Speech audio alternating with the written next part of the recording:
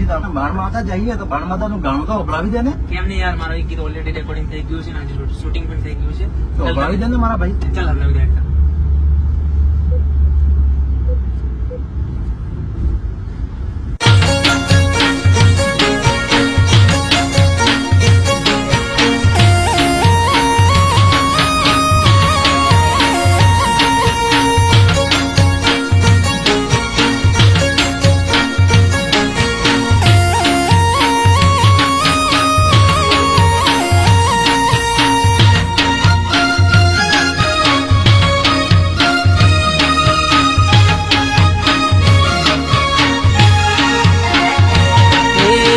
ની વેલાએ યાદ કર